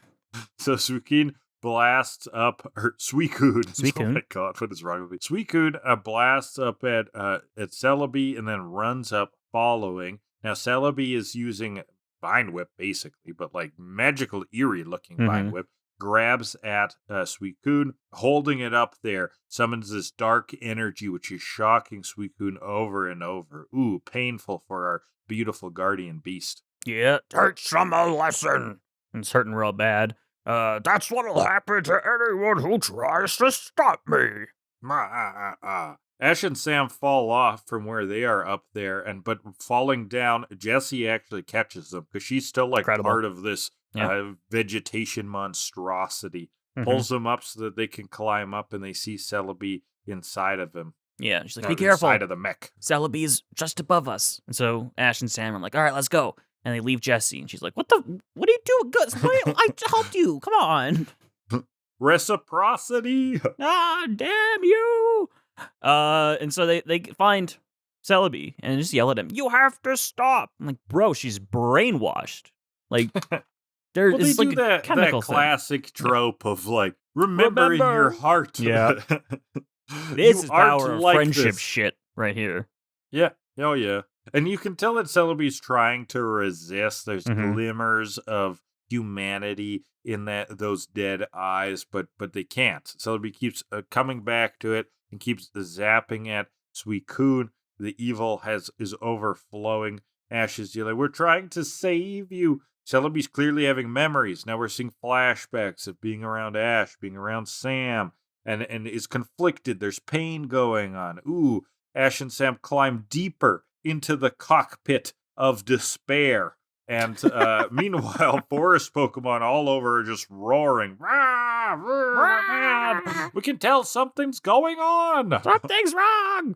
My gut isn't working as it should. And the pharmacy is outside of the forest, so I can't get any more Pepto. Fuck, it's closed on Sundays. So the Twig Monster continues over to the lake. Ash and Sam, they're still trying to make her CeleBee remember. And she just keeps getting taken over again. So they like reach in, and they're able to touch her. The contact helps. Like, remember. The mind control's too strong, but Sam's not gonna give it up. And she continues to remember them. Eventually, breaks free of the ball's control. Her eyes return to normal, and the dark ball that the IMM has breaks. And so the Twig Monster crumbles into the lake. Is free. The twigs are crumbling. Beautiful. CeleBee flies off with the boys out of the mess, but she's low on power. Oh no, she's dying. So weak. Lands in Ash's arms. Things do not look good. Rest of the gang run up with Suicune. CeleBee's hurt bad, and you see CeleBee withering away into this like old piece of ginger that was like lying in the back of your fridge for too long. It's the onions that have been sitting in the crisper for 3 Yeah, that you weeks. forgot about. You're Yeah. like, oh, damn. Fuck. They're like, get it in the water. And so they dunk her in the lake. It's not working. The forest is too hurt. The lake, it's been tainted and it's dying. And then Suicune's right there. And they're like, but Suicune, you can make the water clean again. And Suicune's like, oh shit, you're right. I totally forgot about that. I forgot I took that Brita water filter sponsorship. I'm the face of pure water. Starts prancing around the lake. The lake's glowing. Jesus it is looks across clear. it. Yeah. Now, there, yeah, he does Jesus across it. That's right. The legends are true. Who's the savior? Who's the savior? Suicune's the savior. They baptize Celebi again in the water, but it's still not working. But we'll keep trying. The berries. Let's try the berries. So Ash tries to shove berries into a sad. Into a dead onion. Like dead. Yeah. He's just shoving the berries in him. It's just rolling off his face. They it's keep like dropping in the Ash, water. It's dead. Come on. And Ash is crying. You can't die. Sam is like, this is humanity's fault. Oh my god, this is terrible. Yeah, this is philosophical. And like, Celebi didn't even have a choice, and now it's too late for it to even have a choice. It'll never make a choice again, because it's dead. Because it's dead. They talk about it that being whole dead, part yeah. was that in there. Which is crazy. So everyone's just crying now. All the Pokemon too. Except for Guy, Suicune I think. roars. He was fine through all this. He's like, I don't even know what's going on. I mean, my boat got wrecked. I could cry about that. What's this green thing? Why are we crying over an onion? Yeah. What's going on? But in the sky, there's a bright light. The bright blue from before, back some big shimmering effects. Oh god, it's the voice of the forest. And we see a bunch of a shitload of Celebi come flying out of the sky. And then the song in the background that's like... I actually kind of fuck with this song. It was silly for a bit, and then in a bit, it got was real silly, good. but it kind of worked for me. And it reminded me of like there's a bunch of anime that actually use these like really bright and cheery songs. This isn't dark at all. What's going on? Like this is It's momentous, solemn. but often they'll use like this bright and cheery song when something like you're watching something like horrific and really strange. And it kind of reminded me of that feeling. You're watching something surreal. The music is just like ethereal, sort of over the top joyous. It's a bit of a trope actually. Yeah, it starts with the loo loo loo loo, and then the la la la la la la as the Celebi, all the other Celebi pick up our Celebi, dance just around rain down. Yeah. And they explained it in a bit. They needed to explain it to me, Kellan, because at first I was like, oh, is there like a realm? Are there a bunch of Celebes where they all like hang out and have forest lattes? But all these, we'll find out. All these Celebes surround the dead Celebi, and the music's just slapping around. And that's when their healing magic comes together, and our Celebi opens their eyes. All of the other Celebes are dancing in the light. It's beautiful. And the grandma fills in the gaps of this narrative with some sludge here. The spirits of future and past all traveled through time to help their friend. So, Kellan, am I correct in interpreting it that there are tons of spirits of this forest, like over periods, and this is all of them because they exist throughout time, right? So they all come through different periods of time to help out. Well, okay, first of all, I just gotta talk about the music. One last bit. We go from the lulu to the la la la, and then we go into like a third verse kind of thing. So, I mean, I think this is a whole Christianity metaphor because on the third verse, she rose again. Was ascended into the sky, you know? Anyway, it does look biblical because they're like angels, basically. So she says that the like the spirits of the future and the past. And so I assumed that this was the same Celebi, but from throughout the timeline. Like this future Celebi, the past Celebi. Because, when you're playing with time travel, you can do weird shit like that. But then Ash is like, oh, I think it's Ash. He's like, oh, they sensed that their friend was in trouble. And so that implies that they're all different Celebi. So I don't know. I think there is some sort of lineage there that, like, maybe there's some point in time where one Celebi stops being the spirit of the forest and a new Celebi is born. Like, there is, like, a life and death cycle. But this was like out of the natural pattern of things. Like one Celebi maybe births into another. So all of the other Celebes from their independent onion births now come. Like maybe they're tied through a lineage, but they have some kind of way of differentiating differentiating yourself through Mhm. that timeline. It's a little abstract, but I think they're distinct enough to be referred to as distinct, well, probably coming from the same thread, right, Mhm. of being. I don't know. I thought the idea that this is literally the same Celebi, but from different points in time, fit with the whole time travel thing. It's like it helped itself, kind of. I don't know. Time travel Yeah, is but then how would confusing, there be man, so many? because That would it's still be from just one. 1960, 1961, 1962, Oh, they all 2048. use time travel to the Yeah. same point? Yeah, Oh, well, maybe. all the future ones knew where they had to go, so That's true. yeah. So Maybe. I Yeah. don't know. Yeah, okay. Yeah, but she's okay, and all the other ones fly home now. I just thought the music here had really changed into something really nice with this like orchestral It percussion slaps. and It's violins really going. nice. It's nice, yeah. Yeah, and as all the other Celebi leave, now our Celebi's flying around and the music goes through a key change. No, Hell God! yeah. She's skimming the water. B Everything's flat. everything's great. So happy, and boom, here's the IMM again. Just grabs her. Yeah, and the music just stops. It's like Whack. as the IMM emerges from the lake, grabbing the Celebi, and apparently has a functional jetpack still. It's pretty sick. Jetpack's up.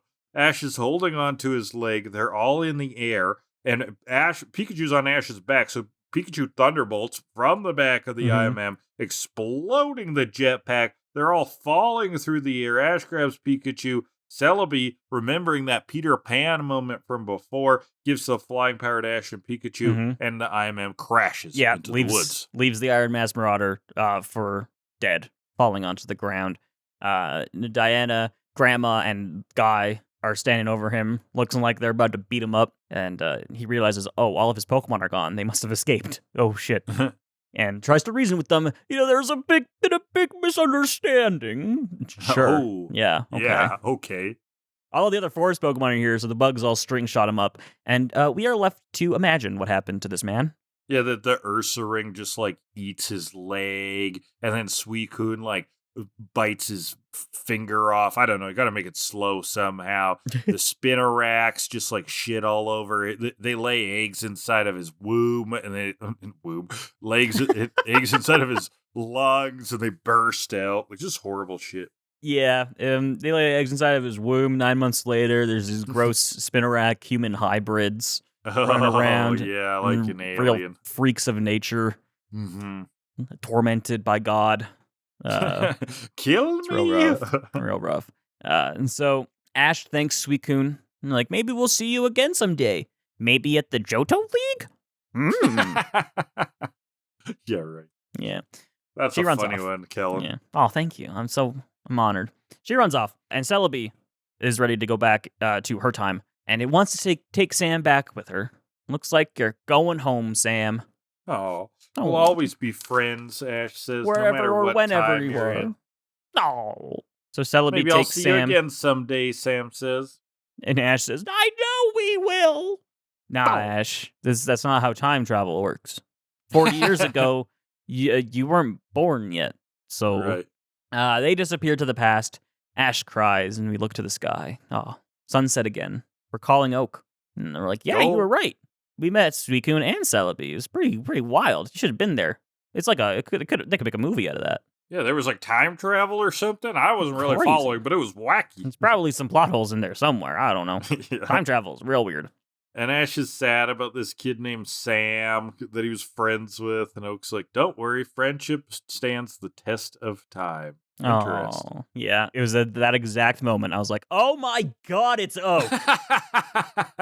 Obviously. You know what? I had Fuck. it slightly before that, but I had it when they were calling him. The moment they Oh, were yeah. calling him, I was like, "Oh yeah, Oak's name is Samuel." Yeah.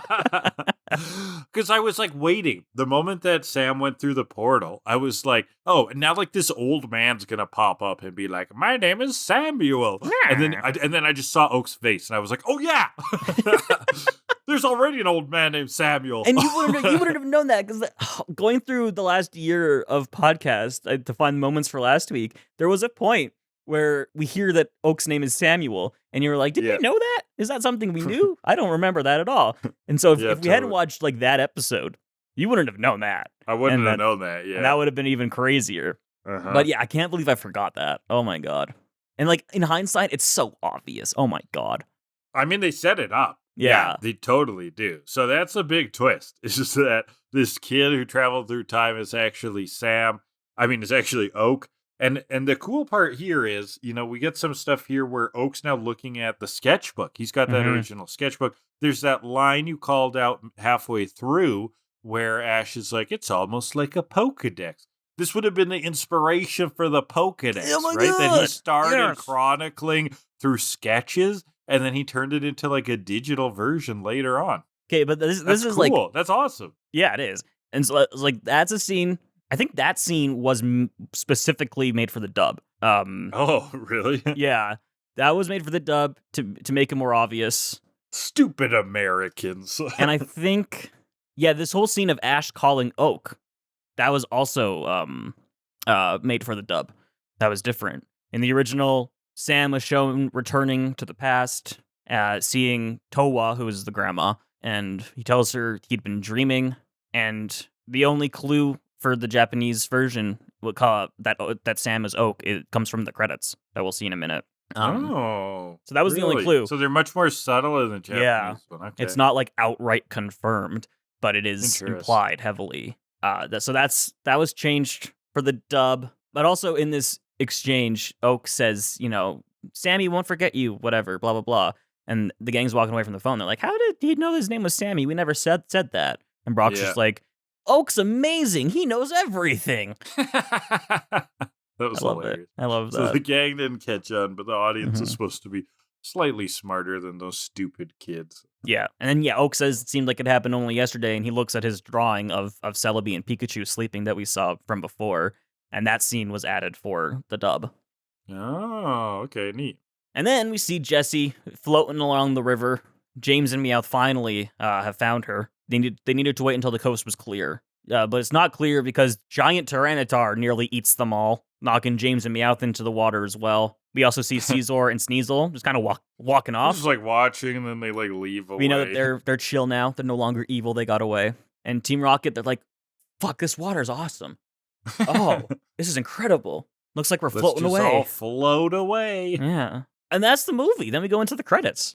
The credits song is kind of fun, but so very funny. Cheesy. Yeah, it's like so cheesy. It's like butt rock, basically. Yeah. It's the chorus is like, let's CeleBee RATE. You get it? Yeah. It's like celebrate, but they say CeleBee at the start. Incredible. Yeah, amazing. They keep singing that. It's these stupid big power riffs. And the song's all about time travel. They're like, let's go forward, then rewind. Okay. This song just felt so, like, if it wasn't made for this movie, like, if this was just a song, this would be in, like, the fucking Alvin and the Chipmunks. This would have been, like, a closing song for that, where all the chipmunks have, like, they've gotten back together, and now they're all singing this Celebrate song because they're all fun. Yeah, an animated kid show that has some sort of, like, music role, right? We're like, the trolls all play bongos and sing now.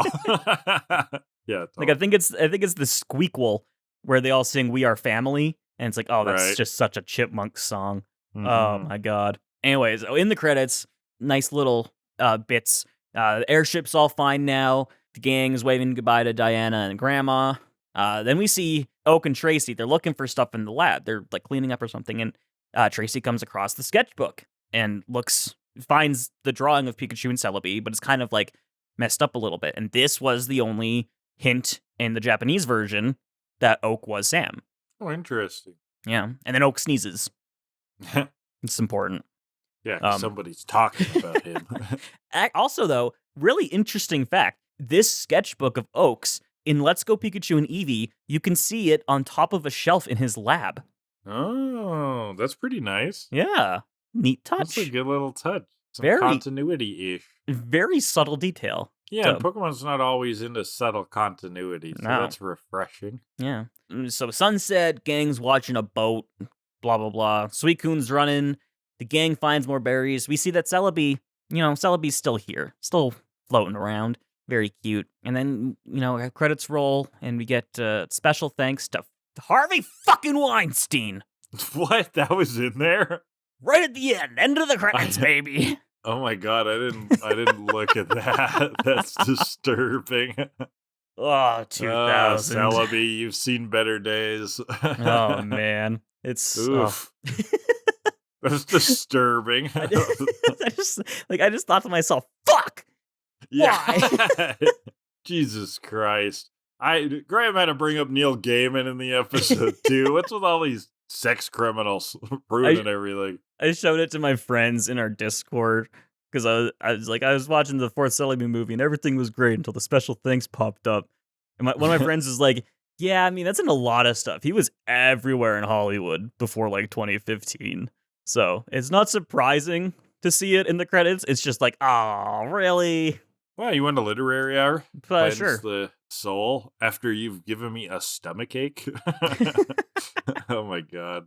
How did we end up talking about this garbage? Okay. The whole plot of the movie, basically, with the spirit of the forest and the poachers and stuff, and the evil version of Celebi, is basically the whole plot of 1997's Princess Mononoke, which was like a massive movie in Japan. It was kind of big here too, but it was insane in Japan. At the time, it was the highest budget animated movie, I think, ever. Probably, actually, maybe not ever. It was definitely the highest budget anime in Japan. No, yeah, it was. It was the most expensive animated film at the time. So 1997. I think other movies soon after, like Pixar and stuff, broke that record. But yeah, so it was a huge deal movie. So I think that Pokemon might have even just fairly explicitly been like, let's do a Pokemon version of Princess Mononoke. Since everybody loves that movie. So it's got to do with this prince of this sort of dying society. His name is Ashitaka, and it opens up with him fighting this demon who was a boar god. So he was a god of the boars. All of the animals in it, there's like god versions of them. So there's a boar god. This is, again, that like Shinto idea of like spirits being gods, being tied to the earth. But he's been corrupted by this chunk of iron in his body, turned it into a demon. It turns out later that there's this whole like iron fortress sort of society. They've been mining and making weapons and exploiting the forest, and it's been causing this sort of perversion of the different creatures in there. Ashitaka ends up meeting this woman that lives in the forest, the titular Princess Mononoke, and she's talking about how the Lord of the Forest, the main spirit, is a threat from the humans who live in this society. The humans, feeling threatened, attack and end up killing the spirit, who then turns into this giant walking mech forest thing. Oh shit! Who then who looks very similar to that evil Celebi one, who then mouth lasers stuff, and they need to take it down to heal the forest again. And there's, there's little cute little spirits of the forest around watching everything. There's a healing springs, a lake that's central to all of this, to reviving at the end when the spirit's dying and bringing some peace again.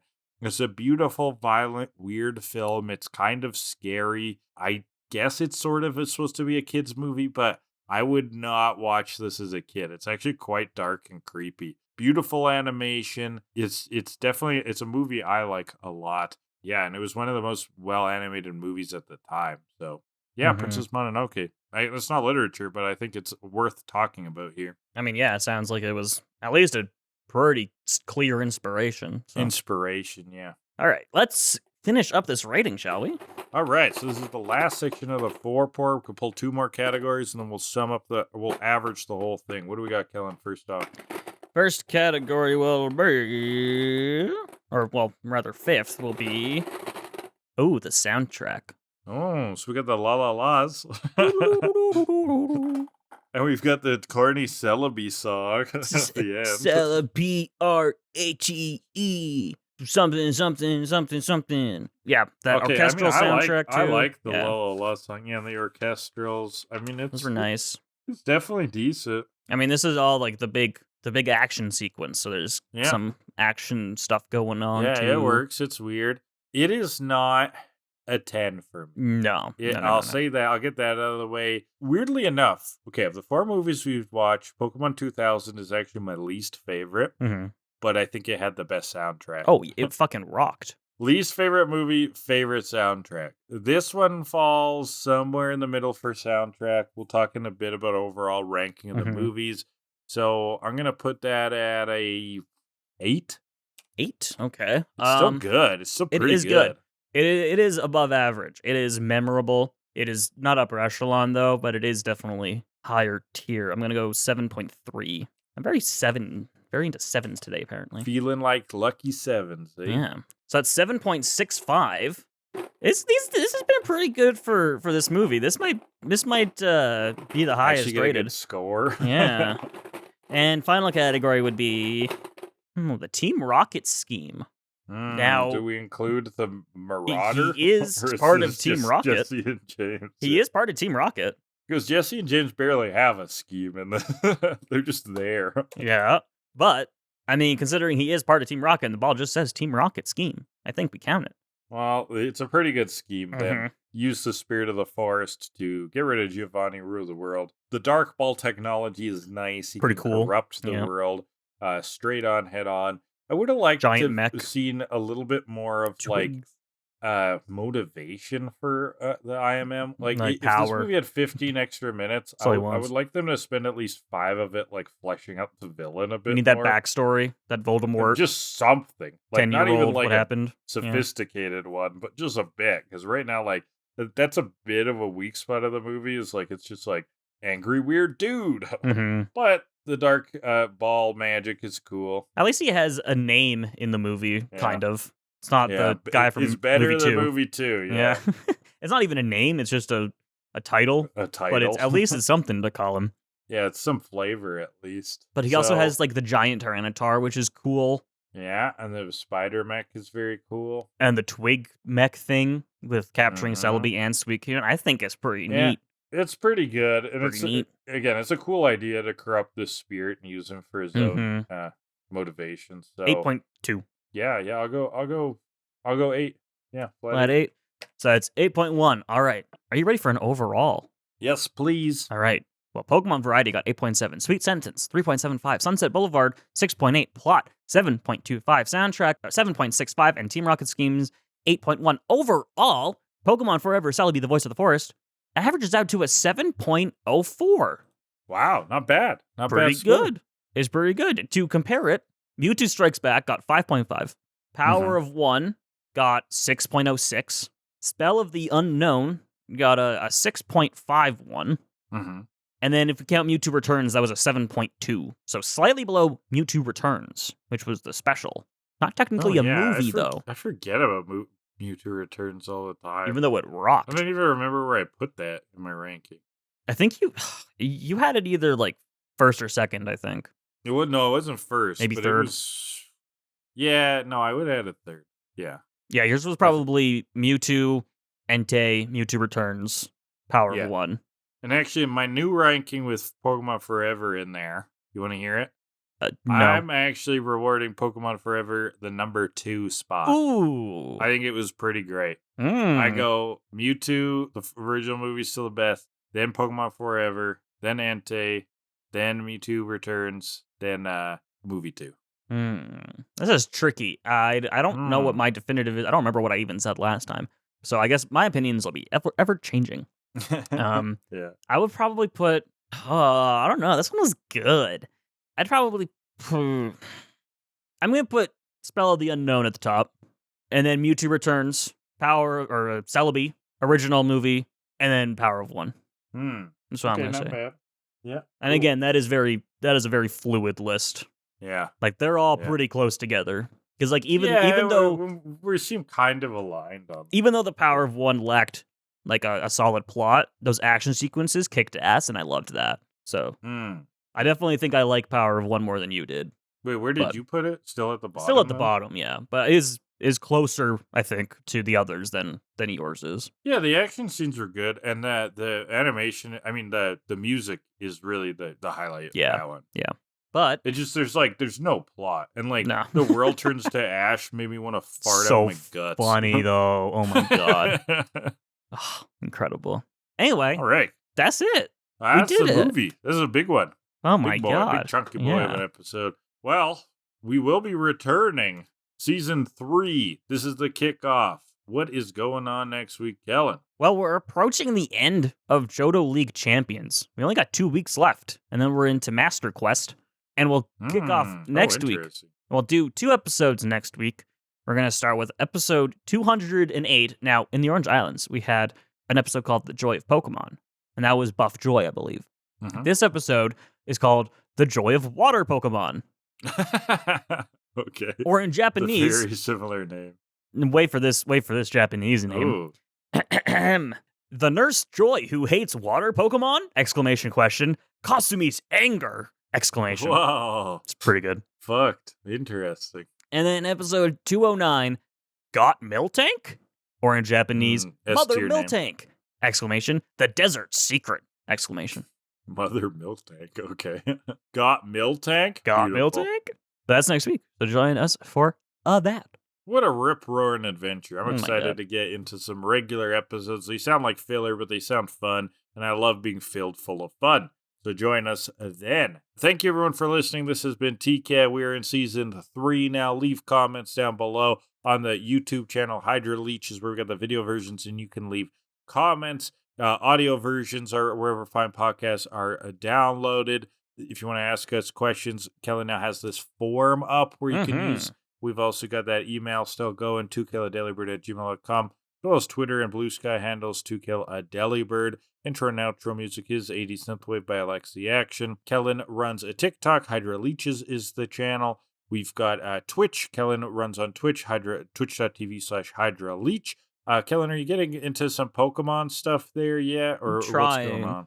I'm trying, but when this one drops, I won't be home. I'm still kind of away for a while. So who knows when? But I'm working on revamping everything. We got whole new alerts, and I gotta say they're pretty fucking funny. I think they're hilarious. So come check those out. Come have a laugh and a cry and hang out and watch some games and spew nonsense, because that's what Twitch is all about, and you can have some fun there. It's great when people come and hang out there. We interact with them a bit. And then as we started at the top of the episode, if you want to leave a donation, just help the episode out. We do have a Patreon. There's nothing worth any value there, but if you want to give us a buck, help us along the way, that's much appreciated.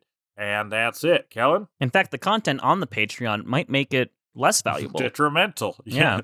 We should be paying you. We won't. Oh, well, that's the episode. Why don't you take us out by trying to pronounce the Pokemon that the big blue Pokemon again for us? Suicune? Nope. Suicune. Close. Suicune? Nope. Suicune. There you go. You did it. Suicune. Congratulations. Gold star. Well, that's forever. Pokemon forever. You took a grown man 2 hours to figure out how to pronounce Suicune. Congratulations.